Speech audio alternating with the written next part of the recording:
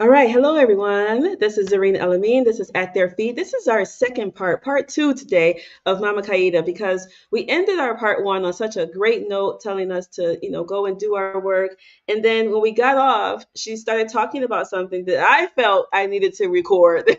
So, as a traveler, as a cultural anthropologist, as someone who is deeply interested in the ways that we do this thing called being human, I wanted to be able to record this for you all. So, Mama Kaida, welcome back again. First of all, welcome. Assalamu alaikum. Walaikum assalam. Waalaikumsalam. All right. So, and daughter Zakira. All right. So, when we got off, you said that you all traveled to different places for a specific reason. Can you just tell me again, like what you meant by that when you said that, and how that led into what you were going to talk about later? Okay. The library, the African American Research Library and Culture Center. Mhm. It's in Broward County, Florida. Fort Lauderdale is the city.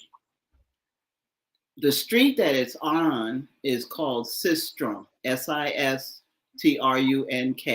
Sistrunk Boulevard. It's right in the middle of the Black community. Mhm. The library director had to literally fight to get this library positioned where it is. Mhm.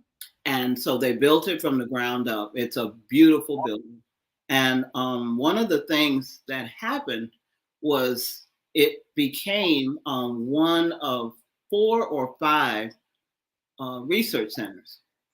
But this one particularly focused on the artists and writers of the Caribbean.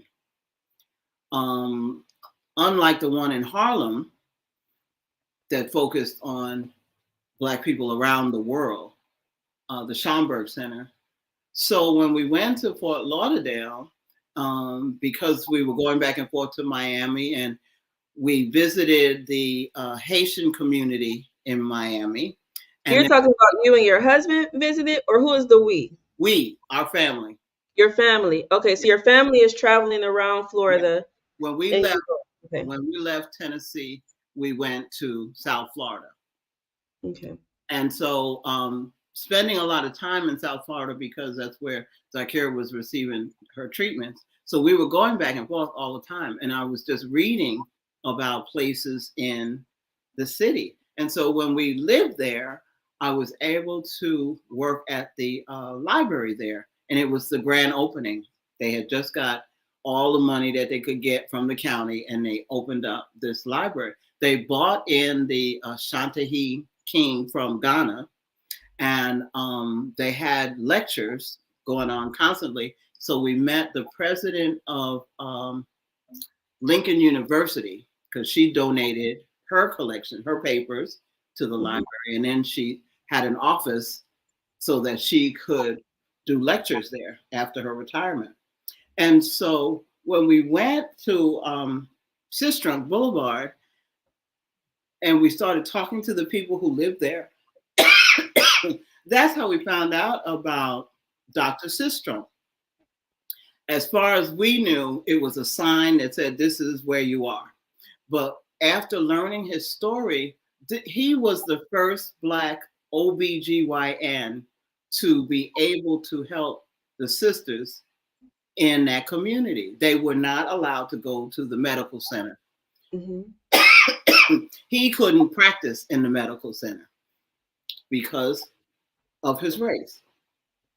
So he opened up the first hospital for the Blacks in that community, and he was the only doctor at that time. And so that entire area was dedicated to him.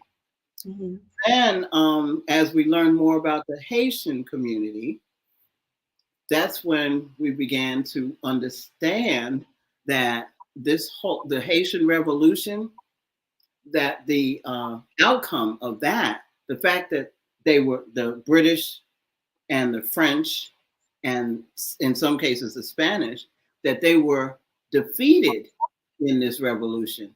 And they made a vow amongst themselves never will they give any resources to Haiti? See, we were trying to understand because we were running into a lot of Haitians who were immigrating into Florida and the Sure. way that they were treated and the way that they were received.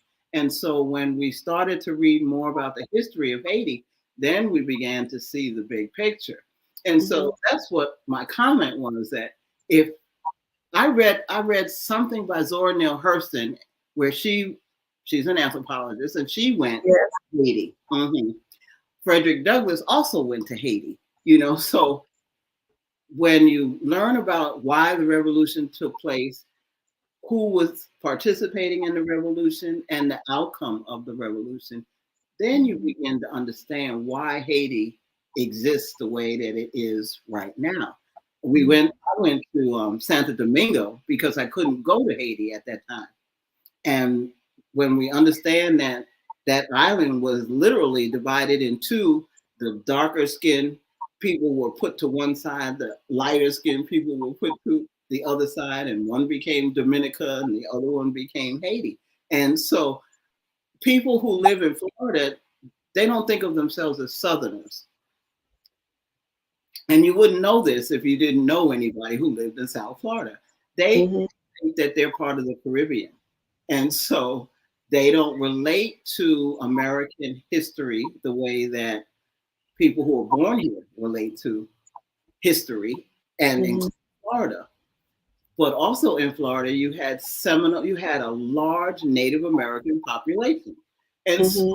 when you begin to see how other people live and who these people are and learn their history. When we went to New That's Mexico my because favorite state, by the way. New Mexico is one of my favorite states. I it's love New beautiful. Mexico.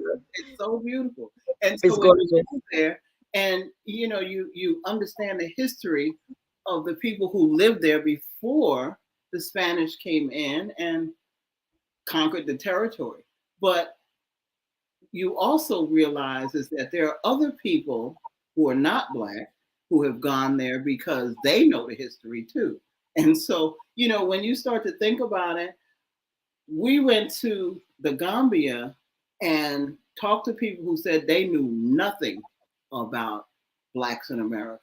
A No. lot of, I want to, say on that note, a lot of we think our history is well known, internationally. We expect that, like when people ask you, like, yeah, well, where are you from? And you're like, I'm from America. Yeah, well, where's your grandmama from? And like you have to like explain to them the transatlantic slave trade, and you get confused. Like, why don't they know about this?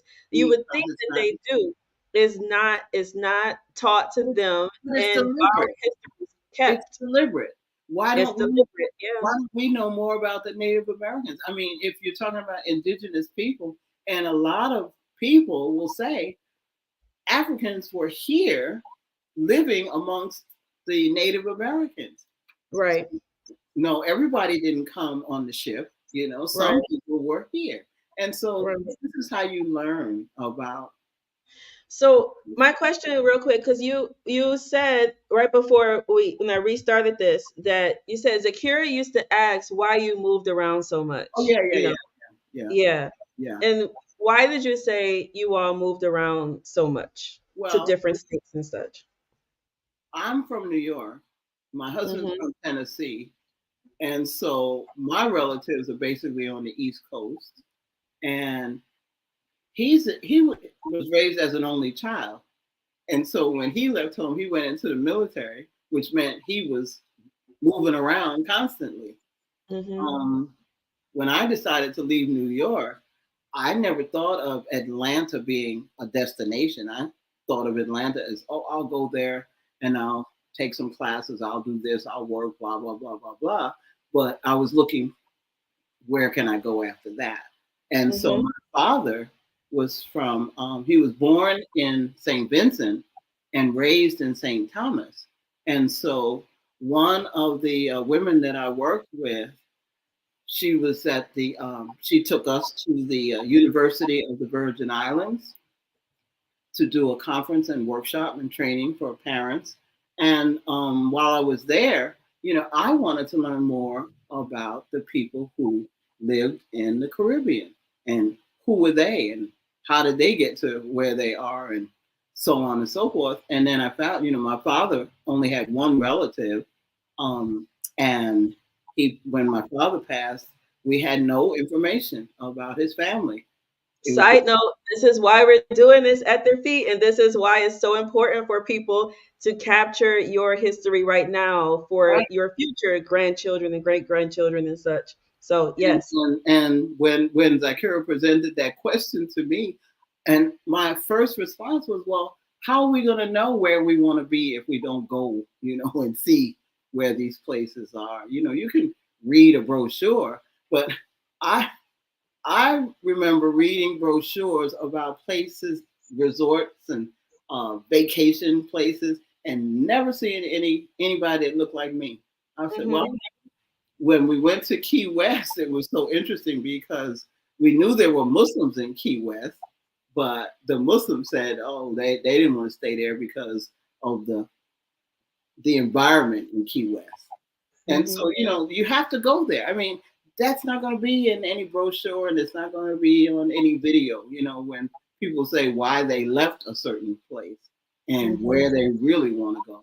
But that's how I learned, and I think that's how my husband learns. You can't be afraid to travel. I mean, travel, you're doing it anyway. You may be going from north to south and south to north, east, west, blah, blah, blah. But are you just passing through, or do you really want to travel? Hmm.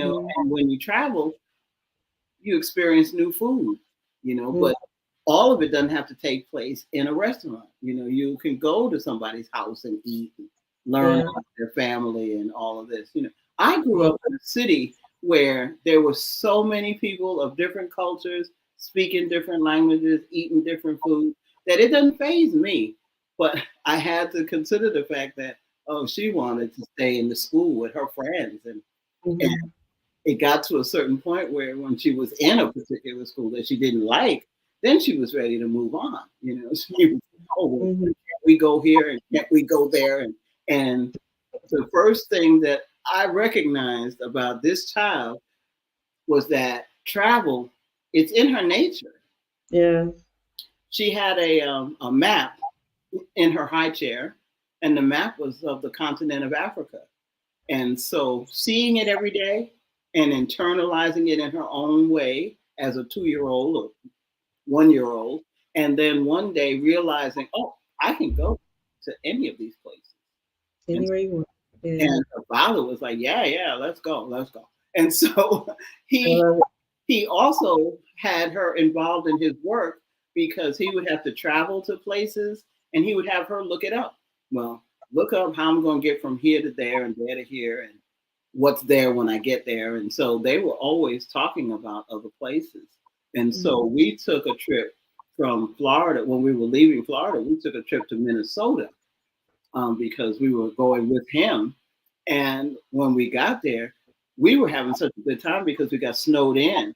And he and I were just, like little kids. And she said, oh, y'all are just having too much fun. This is too much, too much. So Hmm. just to show her, that it doesn't Nice. it doesn't take a lot of money. You just have to plan and organize and, meet people along the way that will be of some Yeah. help to you. But yeah, where Where are we now?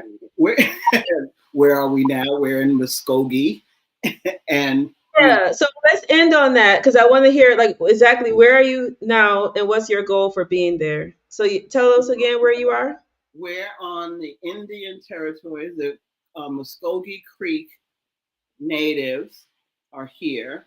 The town that's about 40 Tahlequah, uh, Tahlequah, about 20 miles from here, is the capital city where after the Trail of Tears, when the Native Americans were forcibly removed from Alabama, Tennessee, Georgia, Mississippi, and Louisiana, they ended up in a town called Tahlequah, which is about 20 miles from where we are, and that's where they had their headquarters. That became the welcome center. That's where they decided that they would stay, and they built their homes and established the government in this Mhm.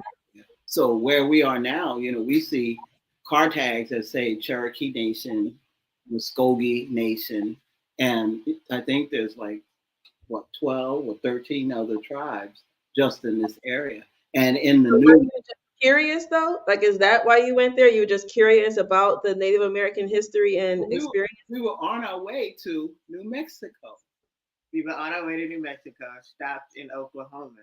Yeah, and spent some time here. Went to a part of New Mexico that had, well, it started out as a masjid, and it was Hmm. the first masjid in the United States that was built with clay. The architect came from Europe, and the natives helped build this masjid, but they turned it into an education center. I learned about it because they had a retreat for teachers, and it's up in the mountains, and it's the most beautiful You place. mean in Abiquiu? Albert, In, yes, I love Albert, that. Yeah, I know the family that's there. I love them. I love yeah, that spot. it's Yeah. that's where we were on our way to, and we stopped. Wow. Mhm, mhm, I love it. mhm. All right. So thank you so much. I just had to like capture that part because as you mentioned, you moved around and you did that specifically because every place that you went to, you wanted to learn something about the history or culture of that place. Yeah, Yeah. yeah, Yeah. yeah. So, okay. So, alhamdulillah, you all, this has been part two. This is actually the longest one I think I've done out of all the Oh, good for interviews. you. Yeah, good for So, you. Mama Qaida, thank you so Mhm. much. Mama Qaida Muhammad L, thank you so much for being with us today. Zakira, thank you so much for being with us and facilitating us Well, having thank you this for your conversation. work. You're doing great work. I appreciate that. I appreciate that. All right, my loves. Assalamu alaikum wa rahmatullahi wa barakatuh. Thank you.